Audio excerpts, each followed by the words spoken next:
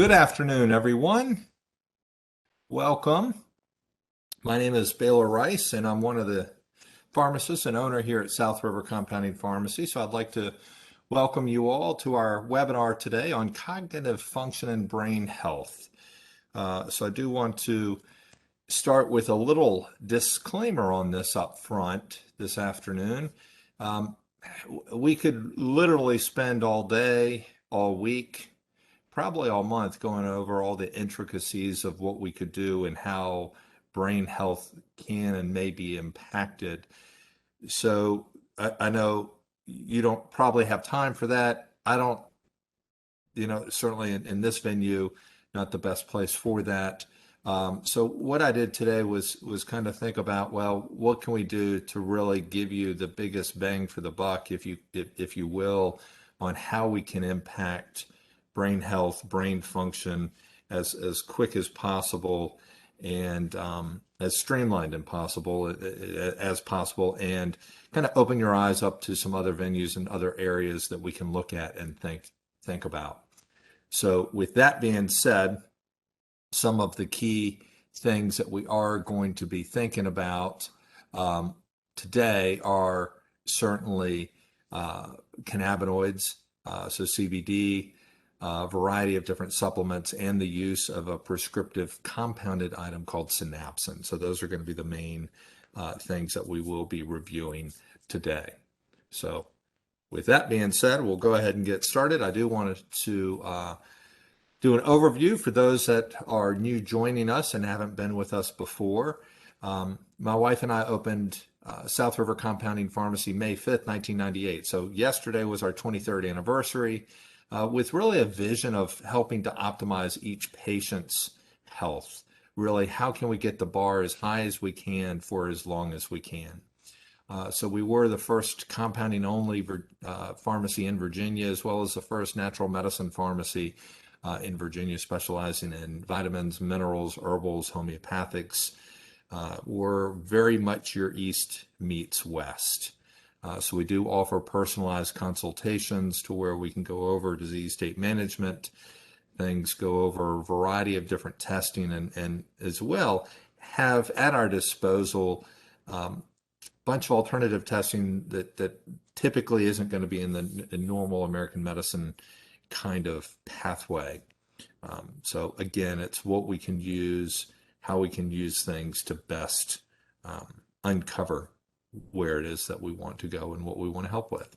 So with that being said, the triad is really the foundation of compounding pharmacy. So it is us, the pharmacy, working with your practitioner, working with you, the patient, to help optimize outcomes. So anything we do make in the lab does require a prescription. So to get into this, and I need to, there we go, to think about neuroinflammation. So why do we really want to kind of talk about neuroinflammation? Well, it's really that brain inflammation that affects the brain function. And so we have the inflammation of the central nervous tissue, and that can be, our normal everyday types of things impacting that. As with most inflammation within the body, we do have inflammation, and then hopefully we have resolution. Certainly mild inflammation can be beneficial and can be our natural defense, but it's this chronic inflammation that is the problem. And this is what leads to neuronal dysfunction, injury, and then eventually can lead to neuronal death.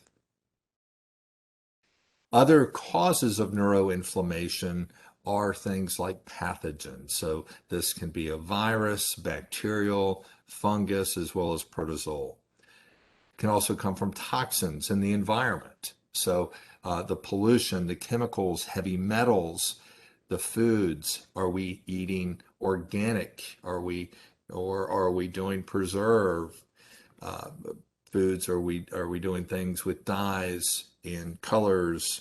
And basically, are you shopping in the perimeter of the grocery store, or are you shopping in the inside?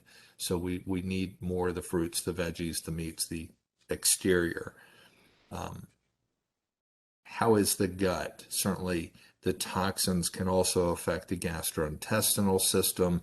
The gut has been referred to as a second brain.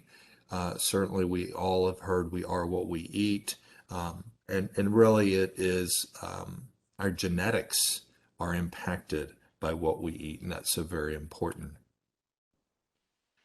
Other causative factors with and for neuroinflammation, traumatic brain injury. Now, this can come from sports, it can come from recreational aspects, military, motor vehicle accidents, electric shock, lightning strikes, violence, autoimmune conditions.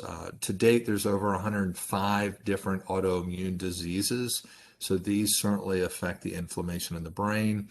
Neuronal degradation, so the aging process. And aging is not necessarily a bad word because it is one of those things. If we're not aging, we're dead, right?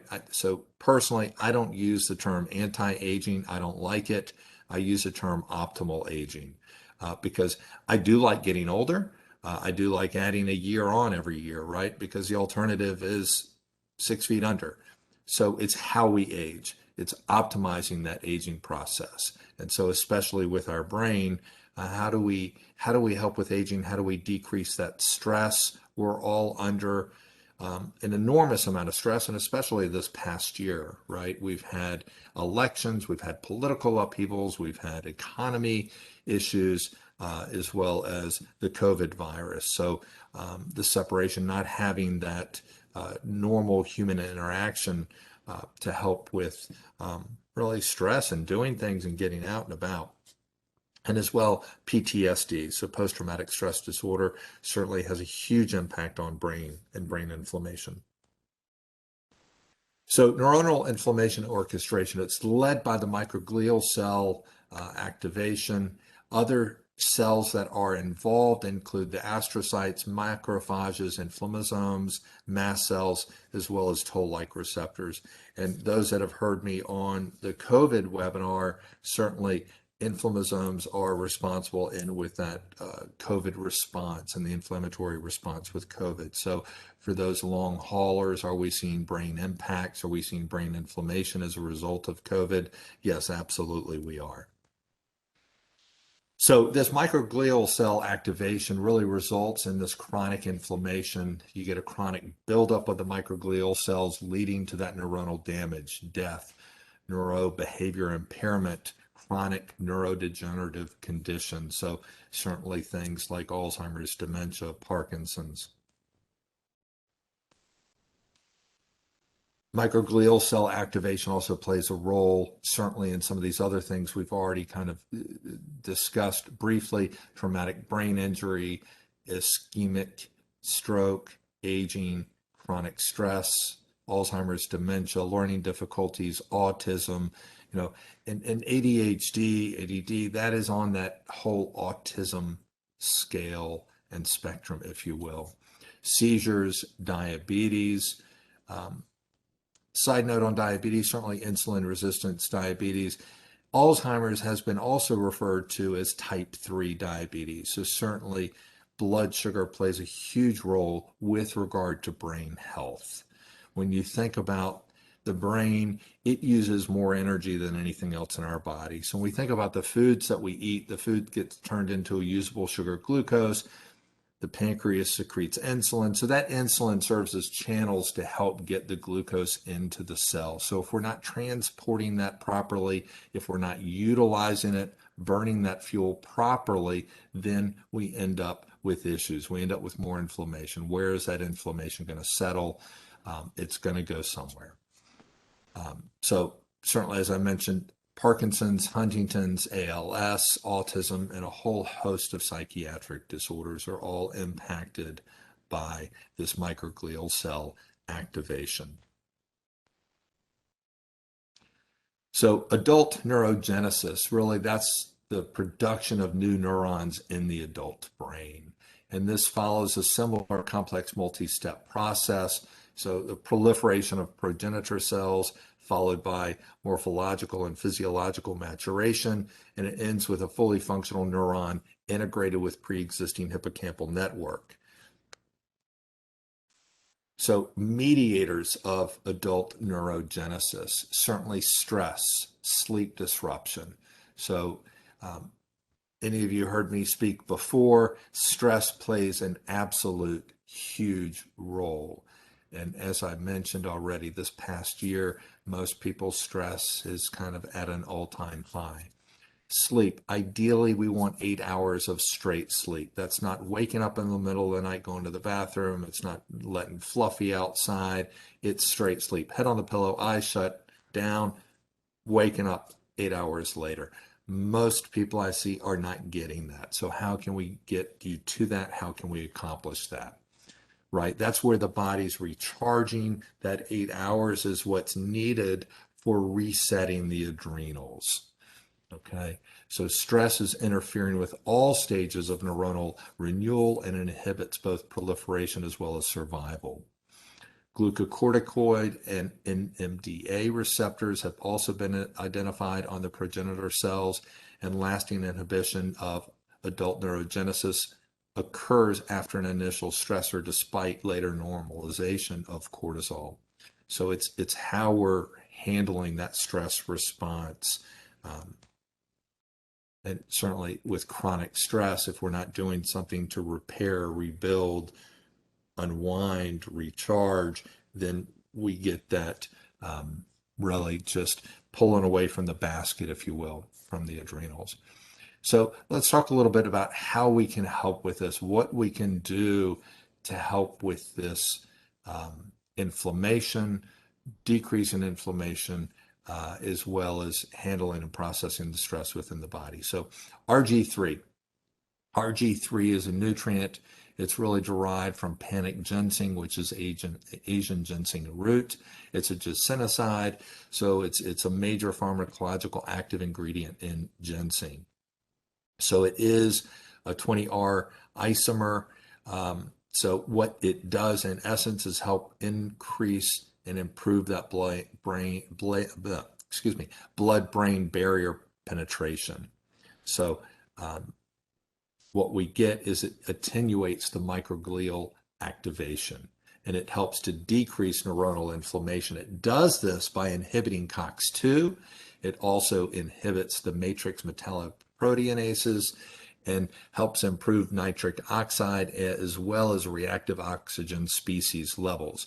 So we see a decrease in the inflammatory mediators TNF alpha, IL-1 beta. So again, decreasing that brain inflammation.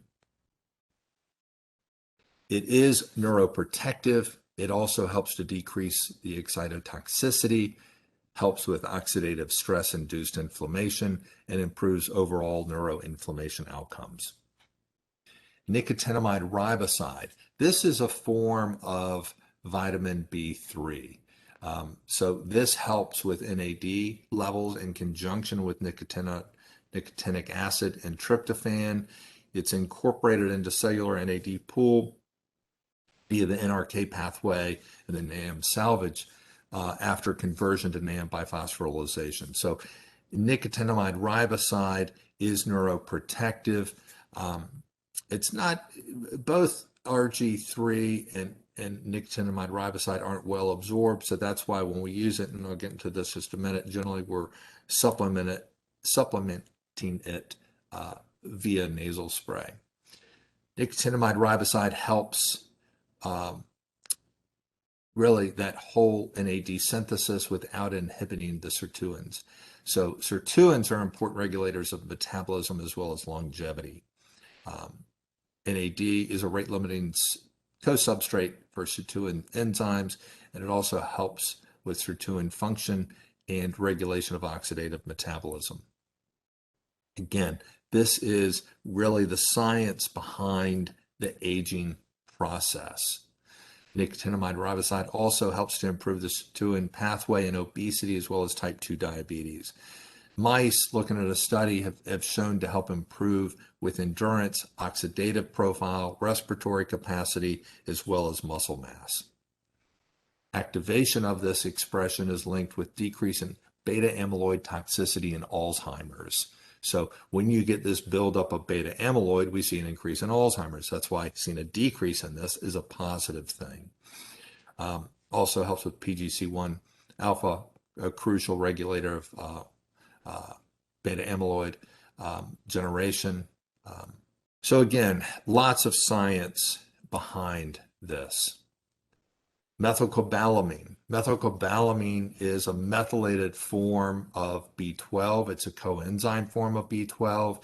About 50% of the population has what's called an MTHFR deficiency. So it's a genetic SNP to where you're not converting normal B12 as well as folic acid properly.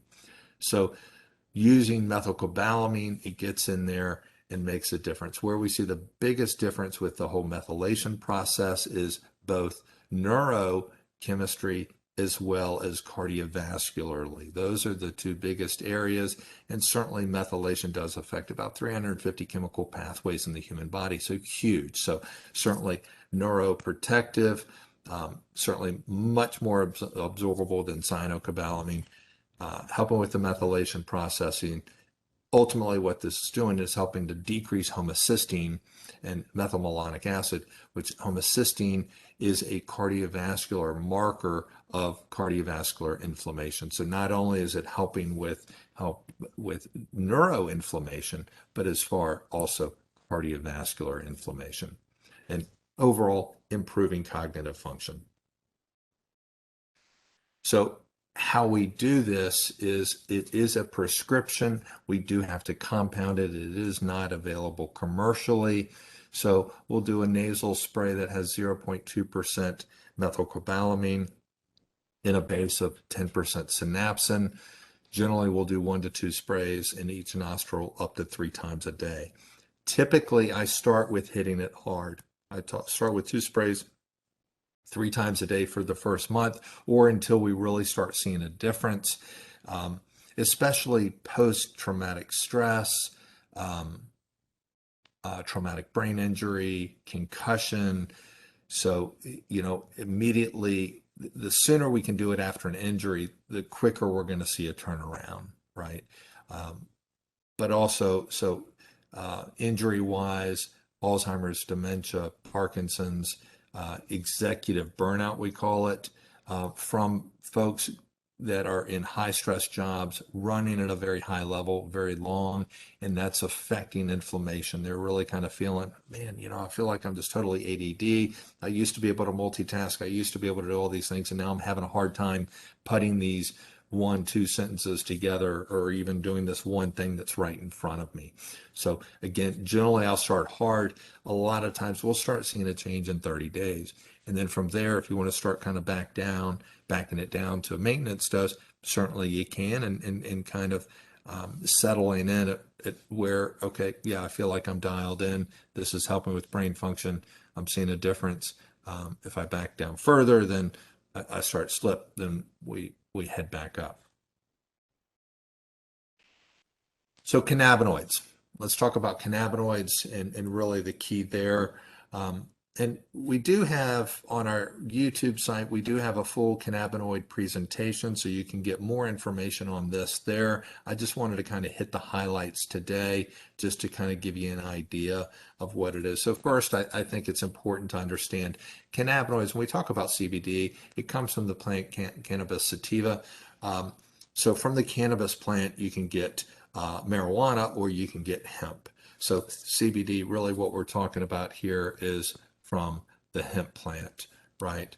So CBD is not psychoactive. It cannot get you high, has therapeutic potential in a whole host of different areas. So really the biggest area that we're talking about today is the inflammatory area, right? But we also use it for pain, anxiety, stress. So they're again helping with anxiety and stress. That can also feed back and help with inflammation, as I've discussed already, and certainly also sleep, right? It is federally legal. It is available over the counter. Minimal risks, drug interactions. It does hit the cytochrome P450 enzyme pathway. However, which can be a lot of different medications, However, really what we've seen, the two main drug classifications are blood thinners as well as seizure meds.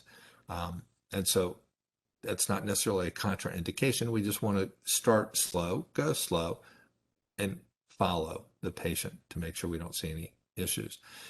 THC, so tetrahydrocannabinoid, that's what's in the marijuana plant. That's what's given the high. That's what's eliciting that. Certainly, it is highly regulated. It is federally illegal.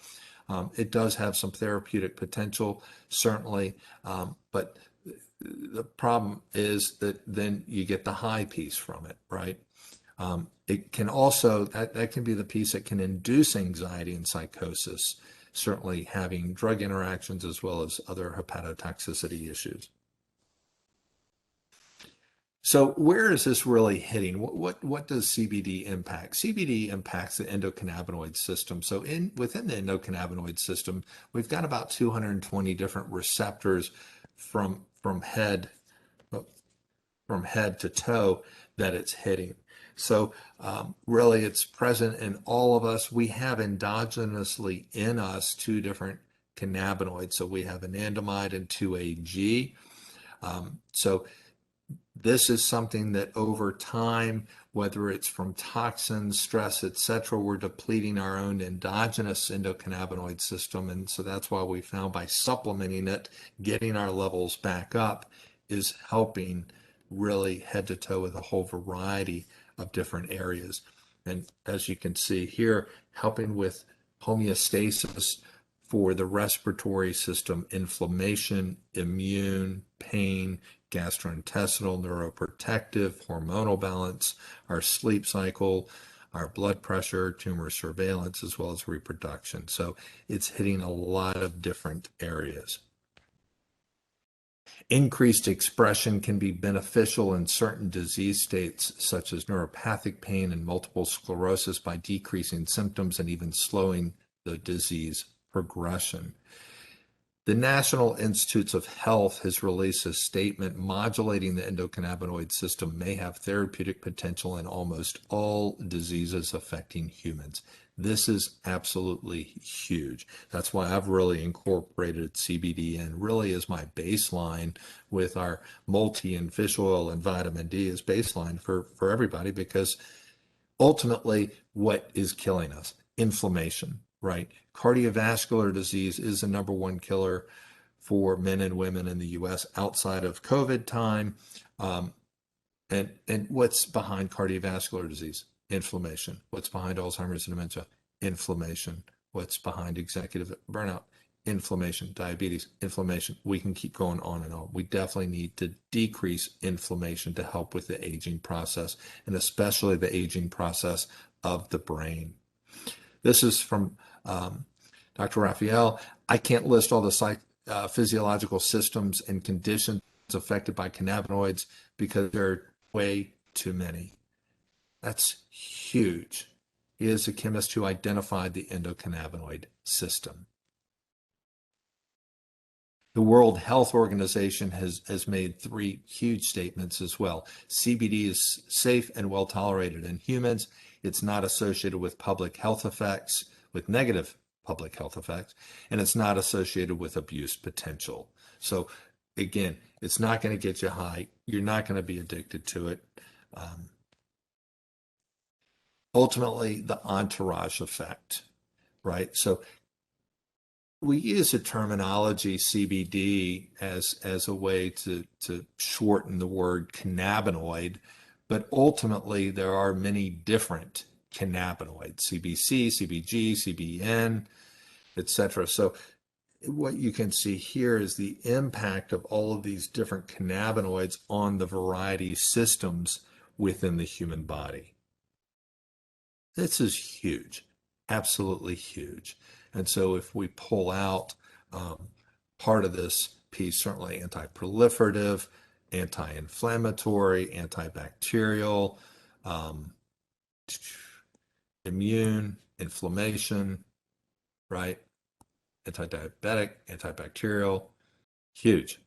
The wild west of CBD. So certainly on average, about 80% of what's on the market space is not what it's claimed on the label. That's why a lot of medical practitioners are still weary of recommending and utilizing CBD. That's why I'm very picky about the companies I deal with and who we use. So quality is huge. We deal with companies that are GMP certified, registered with the FDA, and doing a variety of third-party testing. Typically, the companies we deal with, there's about 10 pages of testing on each lot of CBD.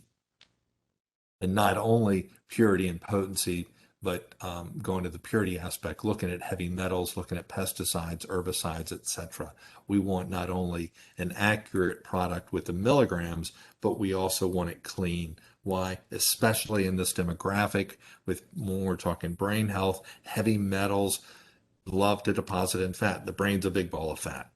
So that's where heavy metals tend to like to go. So dosing, how do we dose it? Typically with this, when we're talking brain function, we want to get it in the system systemically. So we either want to use an oral tincture, we can use gummies, or we can use oral soft gels. So our soft gels by Boxley's are nano-emulsified, so that's helping with absorption. The gummies, again, using nanotechnology, and then tinctures. Tinctures are in a dropper bottle, so you just put it sublingually right underneath the tongue, let it sit there for about 30, 60 seconds, and then swallow it. No matter how we do it, right, I really kind of back down to what's easiest, what are you going to be most apt to do every day consistently, okay?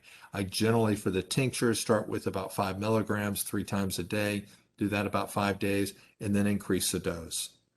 Go another 5 days, increase the dose. Same with the gummies, same with the oral soft gels. We keep increasing the dose until we see the desired effect. Or how you know you've dosed it too hard and you need to back down is if you have and experience a little daytime sleepiness, then back down the dosage a little bit. And then certainly, even if you're seeing a low dose of daytime sleepiness, then we will push all of that, and then I would do 15 milligrams all at bedtime in cases like that. But most of the time, we don't see the daytime sleepiness, especially in the lower dosing. We also have topical salves and creams available that, we're not going to necessarily use for brain function. That's more for injury. That's more for topical areas. That's more, my knee hurts, my elbow hurts, or using the bite solution that, okay, I got stung by a bee or bit by a tick or a mosquito, or areas for skin health and helping with the aging of the skin. For pets, absolutely. What's good for us, also good for the dog. So we do have that in a bee-flavored dog treat. And I've got dog treats, but yes, I do use that also for cats. And then we've also got the pet tinctures. It is ultimately about balance. I mentioned rest. I mentioned 8 hours of sleep per night, right? We want to balance the adrenals. Are we getting exercise, or are we not very active? I know with COVID, it has been harder for those that are gym rats and like going to the gym, like having the group piece, right? So many different companies have started virtual classes like we're doing this now instead of being in our education room in the pharmacy. There is an issue with inactivity. There's also an issue with overtraining, right? So getting too much training can be an issue as well. Ideally, for heart health, we want really 5 hours of cardio a week. So by that, we mean increased heart rate. So if you're inactive right now, I don't expect you to go from 0 cardio to 300 minutes of cardio a week. We start and build up. Genetics absolutely plays a role. But here's a very interesting point, I think is empowering to us all. It's empowering to me as a practitioner. It's empowering to my patients. It should be empowering to you. Is 65% of genetics is modifiable. So just because you may be genetically encoded to get a disease doesn't necessarily mean you're going to or you have to get that disease. All of these play a factor, right? So if and when we get that disease. So the trick really is pushing back that disease as far back as possible, right? Do we have supportive people in our group? Um, how is our diet? Typically, Mediterranean style diet is the healthiest diet I've found globally.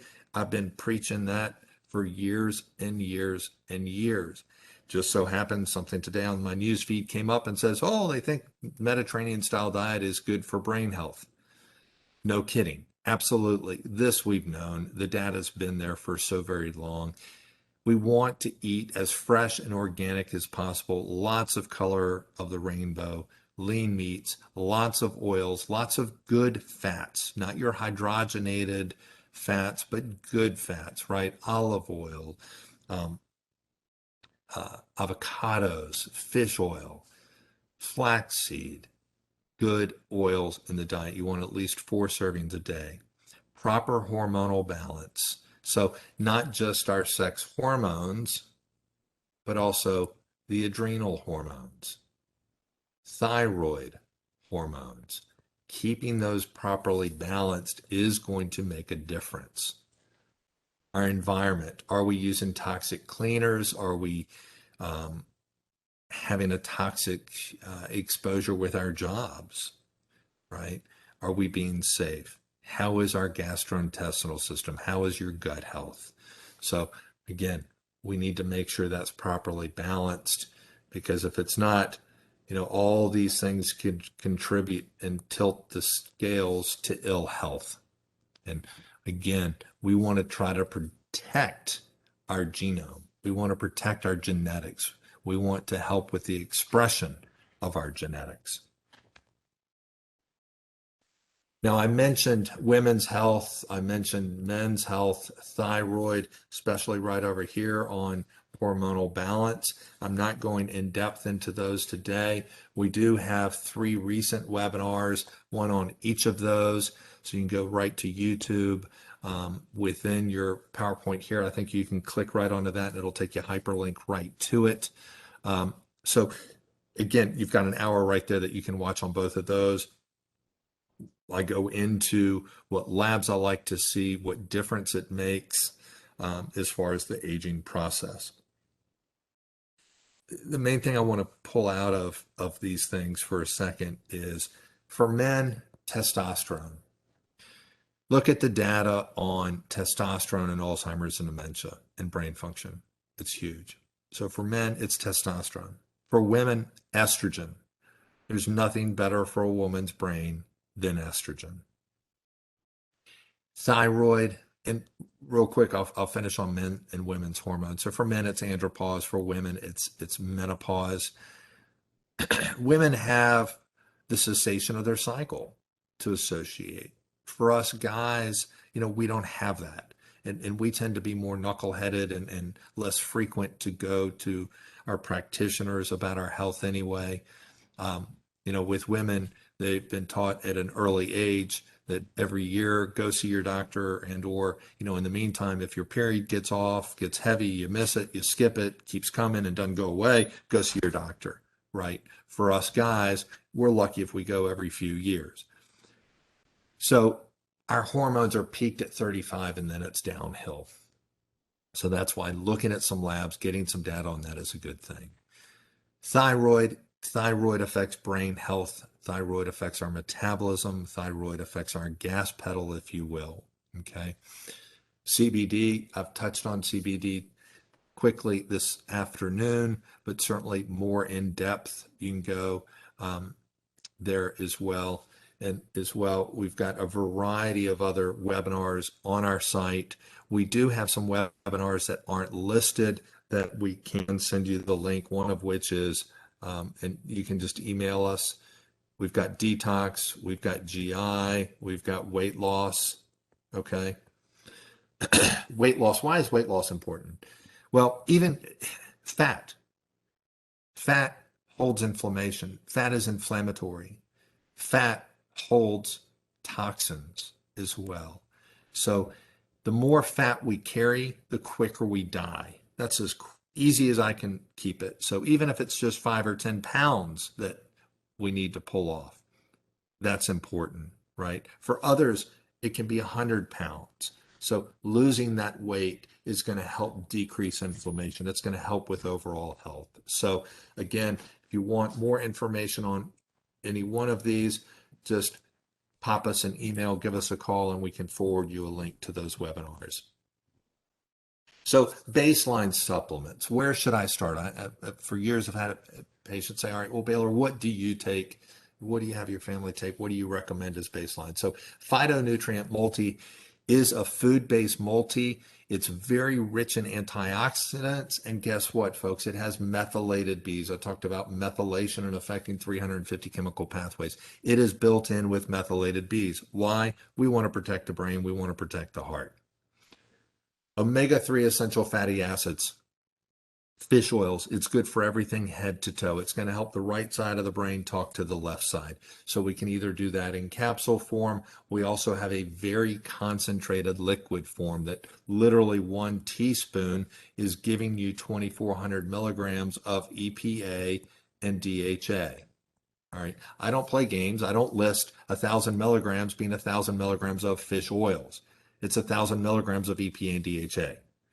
Most fish oils will list on the label, oh, we're 1,000 of fish oil, but you look at the label and it's maybe 180 and 120 of EPA and DHA. That's the active chemical constituent in fish oil. That's where the magic happens, right? I want that EPA and DHA to be up at least to 2,400 milligrams a day. Really, ideally 3,000 plus milligrams per day, especially if we're having issues. Vitamin D3. D3 helps so very much. It is a pro-hormone. So typically I'm going to target about 5,000 IUs of vitamin D3 a day. It does help with bone density. It's a pro-hormone. It helps with brain health. It helps decrease inflammation.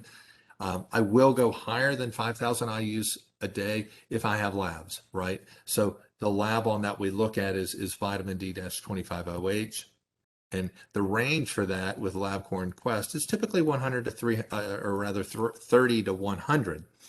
Ideally, though, right, I want that between 60 and 80. So your lab may come back at 35, and your practitioner, you may look at the lab and go, hey, great, I'm in normal. Well, guess what? We need to double that. Okay. Look at all the research. Research points with aging having that between 60 and 80. As I mentioned, the other thing in baseline is CBD. Our Boxley's Organic is an organic CBD. It is available as either broad spectrum or full spectrum. Again, whether you do the tincture, the capsules, or the gummies, it does not matter to me.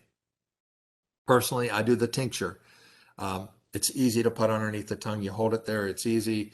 The tincture is probably the most cost-effective way to do it, and that's typically why I also gravitate to that, because if I can save you some money, I want to do that. But if you're such a Baylor, I don't want to deal with a liquid, or I travel and I don't want it to spill, then certainly, we can use the soft gels or we can use the gummies. The gummies taste fantastic, by the way. So what else can we do? What else can we do to add on to the baseline? So by that, there's a whole variety of supplements we can do for brain health.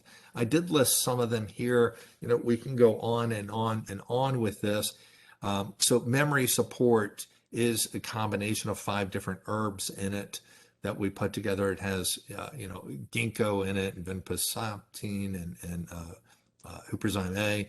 So it does have some very researched, referenced herbals to help support brain health. CoQ10 works on the mitochondria of the cell. The richest muscle in the body of CoQ10 is cardiac tissue. The second, brain, right? That's why we go after that. NRF2 activator is going after helping with the NRF2 cells, right? Helping with that piece and decreasing neuronal inflammation. Ultra Inflamex is a medical food that has micro and macronutrients in it, very potent at decreasing inflammation. I use it for my RA patients very frequently, as well as somebody that's just riddled with inflammation through the system. So, maybe if you've got an older loved one that we need to get some protein on board, we need to, maybe their nutrient base isn't where it needs to be. That's something that we can kind of hit two birds with one stone with. And Flavonoid Plus is a curcumin, ginger, kind of hops combination. It's in a capsule form that does well. It's a really potent, natural kind of COX-2 inhibitor. So your alternative to the Advils and Motrins and naproxens and stuff like that. Stress-wise, there's a lot of different herbals we can do for stress. If it's just, well, gee, Baylor, I'm just kind of stressed. I kind of have some weight on my shoulders. What can I do to kind of help settle things down a little bit? L-theanine is an herb that's derived, really kind of more of a classification of amino acid that's derived from the green tea leaf. Non-addictive, non-goofy, non-loopy. So I use it in kids as low as 3 years old. I'll use it in granny up to 103. Generally, the dose is 200 milligrams for adults at a time, and you can go up to 4 times a day as needed. Cortisol support is an Ayurvedic adaptogenic formula to support the adrenals. So, if you've got crashing in the afternoon, if you're feeling overwhelmed, if, decreased concentration, focus, sleep's getting impacted, decreased sex drive, wounds healing more slowly, maybe increase in sugar and carb craving, that's where we need to think about doing something to support the adrenals. Typically 1 twice a day, 1 with breakfast, 1 with lunch. So another formulation would be the adrenal support. That one I tend to, if energy is just absolutely crushed, right? Then I'll go to that one instead of the cortisol support. Tranquil is another formulation. That one more if stress, and if this word resonates with you, worry. If you're really a big worrier, then Tranquil really does a nice job. Again, if we're not getting that 8 hours of straight sleep, depending what's going on with sleep, if it's, well, I'm waking up at 2 or 3 in the morning, my circadian rhythm, which is that sleep cycle, right, is off, then melatonin CR5 is a biphasic melatonin, so it releases some initially and then it releases some later. So it really kind of hits for those people waking up at that 2, 3 a.m. piece. 1 at bedtime does a nice job. Boxley's Organic CBD Sleep Formula, it's got 25 milligrams of cannabinoids, and that's 5 of the main cannabinoids plus about 20 different terpenes in there. Plus, it has 3 milligrams of added CBN. Why CBN? That cannabinoid tends to help more with sleep. And then it also has 3 milligrams of melatonin. And then Ultimate Sleep Formula. So, if the mind's kind of racing, if we're having a hard time falling asleep, then I'll gravitate towards that one. Generally, we'll start with 1, do 1 for a few nights. If that doesn't work, go up to 2 capsules, do that for a few nights. If that doesn't work, go up to 3. Will I sometimes stack multiple things? Sometimes, yes, absolutely. Again, the goal is 8 hours straight. So I know we've covered a lot of information really pretty quick today. I did want to make sure we left plenty of time for some questions because really what we spoke about today can hit anywhere from autism and ADHD all the way to Alzheimer's, dementia, as well as Parkinson's. So we could very well have a dichotomy of folks on the webinar today. So we do have a webinar special today, our South River Hemp CBD oil. This has, I believe it's 450 milligrams of cannabinoid per bottle. It is full spectrum. So that is buy one, get one free for those that have attended the webinar today, and that is through the end of May. So what do I do next? What next, right? So ideally start on the baseline supplements. You can stop into the pharmacy, you can give us a call, you can order it online, you can do curbside pickup. We make it nice and easy, whatever's easiest for you. Labs drawn. What do I do lab-wise? Well, if you're a man and you're really above that 35 zone and having some maybe decreased energy, decreased libido, or brain starting to get impacted. Well, let's see where the hormones are. So I did include here what labs I like to see for men from a hormone perspective. Certainly, again, you can click on, go to and see the men's health webinar we had recently. Women, again, same deal. If the periods are starting to get a little goofy, you're starting to have some hot flashes, anxiety, night sweats, sleep issues, mood swings, dryness, hair falling out, all the wonderful things that come along with hormonal imbalance, then yes, let's look at that total estrogen, progesterone, DHEA sulfate, testosterone, sex hormone binding globulin, and vitamin D. So you can have those done. You can coordinate with your primary care or your internal medicine, or if you're a female, your GYN, or you can go to our website and click on our Ulta Lab tab, and that gives you the ability to order your own labs. We can also do it via saliva test, right? Especially if you've got high stress, high anxiety, or you've had some real big trauma. And sometimes this trauma isn't just, the last year, last 2 years, last few months. It'll go back to childhood. If it never got addressed, if you never did something to heal the adrenals and repair the adrenals, can that still be impacting you today? Absolutely. So the best way to look at adrenals is with salivary testing. So that is spitting in tubes. The reason why we do that way is typically cortisol, I want to look at it 4 times during the day: before breakfast, before lunch, before dinner, before bedtime. So there should be this diurnal pattern with cortisol. So if you look at it with blood in just a single spot in time, you have no way to graph it. You have no way to chart it. So, you could start out low and go high. You could be I've seen it all over the map. So if you've got a lot of adrenal symptoms, if you've had a lot of stress, if your energy crashing in the afternoon, decreased sex drive, decreased cognitive function, mind racing at bedtime, puffy, swollen all over, wounds healing slow, bruising easily, craving sugar, carbs, craving salt, those are the key adrenal symptoms. So if all of those, you're kind of in the moderate severe category, then yes, we want to kind of look at that. We could even look at a urine test that's called neurochemistry. So we can look at things like norepinephrine, epinephrine, GABA, PEA, glutamate, serotonin. So we can look at all that with urine.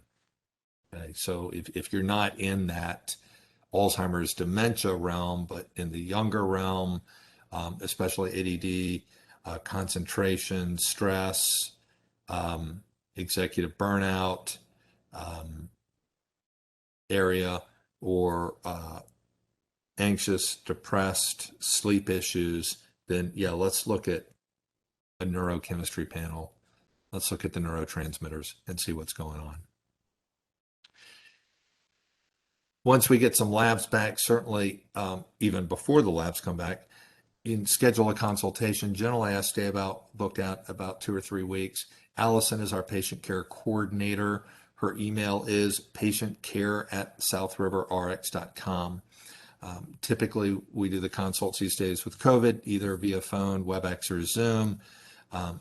Certainly, we are still doing some in person. We do try to limit that, typically more for our elderly population that may not be as tech savvy sometimes, and or just, again, old school. And yes, I'm an old school person too. I still appreciate books and things in my hands. So certainly we do have that availability. So questions. So I want to make sure, use the chat box to type in any questions you may have, and we can make sure we get those answered for you this afternoon. While we're waiting for that, I do want to thank everybody for your attention today. If you haven't signed up for our email newsletter, please do so. You can go right to our website, southriverrx.com, and do that. as well. Follow us on the variety of social media channels. We're at South River RX. And if you would, give us a review on Facebook, Yelp, or Google. Would be fantastic. We'd appreciate that. And the combination, had a question come through, can we use synapsin and CBD? And the answer is absolutely yes. Synapsin and CBD really are a powerhouse. It's a great 1-2 punch. I had a lady a couple of years ago that came in, and she was referred to us by her doctor, and we were working on getting some hormones for her, and really kind of she was older and inquiring what was going on and why. And I got talking to her about the CBD and synapsin, and she asked me to go ahead and contact her doctor and get a prescription for that, and we did. That day went ahead and sent her home with some CBD, and literally they came back in about, her and her husband came back in about 3 weeks and asked to see me. I was in my back office, so my staff got me, and I came out and asked if everything was okay. And they said, Baylor, I can't believe it. She shared with me that she remembered to get the clothes out of the dryer for the first time in years. And while that may not seem significant to some people, for others that are experiencing or going through that was absolutely huge. Her and her husband literally had tears in their eyes, and subsequently I ended up having tears in my eyes as well. And so very thankful to be a part and to be able to make a difference with them.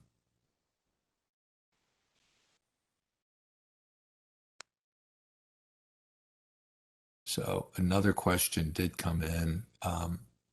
And subsequently since then, I can't tell you how many people I've used a combination of CBD and synapsin. It's been phenomenal. It seems there are common products that treat cognitive and low testosterone energy issues. Are you correct? Absolutely. If the testosterone is low, and this is not just for men but women, it's all in balance for the hormones. It's not, well, if a little is good, more is better. It's absolute balance. And when you think about, our bodies are a fine-tuned piece of equipment, you're not going to drive your car from point A to point B if you don't have fuel in it. You're not going to be able to drive your car from point A to point B if you don't have oil in it. Now, granted, now there's some electric cars. I guess I need to change that with some of the electric cars. They probably don't have oil. But you get my point, right? You need the right fuel on board to do what you need to do. It's ultimately the decline in hormones and hormonal balance that leads us to old age and death.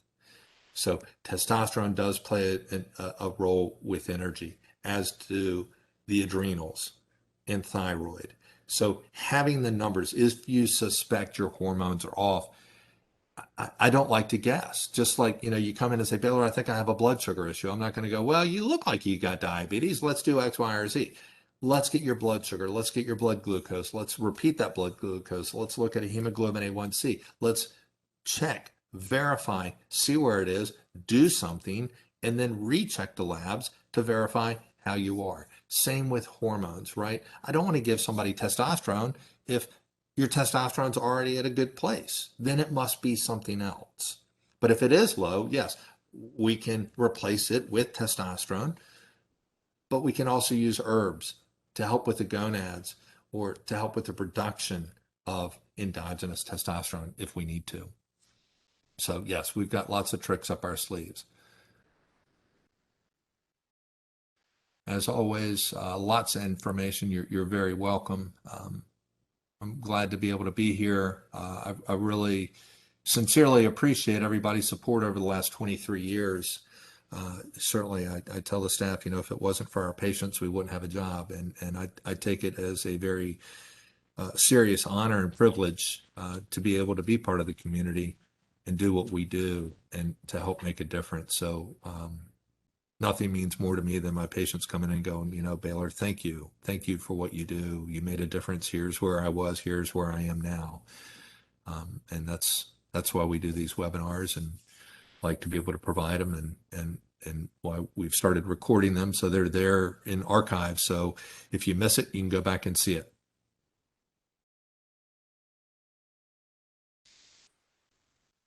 And somebody put in, they're not there yet, but but getting closer, right? And so, for somebody that's not there yet, but just getting the information, whether it's for yourself or for a loved one, uh, for, aging parents, again, I go back to, we at least start on the baseline, right? What can I do to help stay healthy? Well, let's get on these baseline supplements, and that's going to help push back long-term disease. Because ultimately, when you look at quality of health, it starts off. So if this is health, well, no, actually, this is age, and this is quality of health. We start off very low, right? I mean, we poop in our diapers. We can't go to the bathroom for ourselves. We can't eat for ourselves, right? So quality actually starts out very low. But then, we ramp up here. It's that part, right? Where that starts declining is about at age 35. That's where hormones start declining. So the trick is we want to pull this bar up and keep this bar as high as we can, even if the endpoint is the same, even if no matter what, we're going to die at 80. I want to go like a banshee and just drop dead and be gone. I don't want to be sitting in a wheelchair or in a nursing home the last 5 years, 10 years of my life. I want to go, go, go, go, go. How do we get the discount for the CBD? Just mention it to Allison. We're at the webinar. Yes, absolutely. She can take care of that. So yeah, because you know what, we could have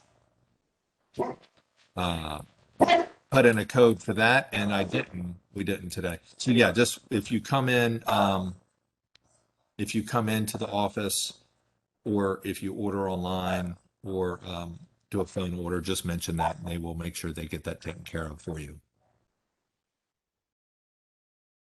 Any other questions this afternoon? I'm sorry for the background of the dogs. I was doing this one from home today, as I've got to go pick up my daughter from college as soon as I'm done this afternoon. She is finishing her exams.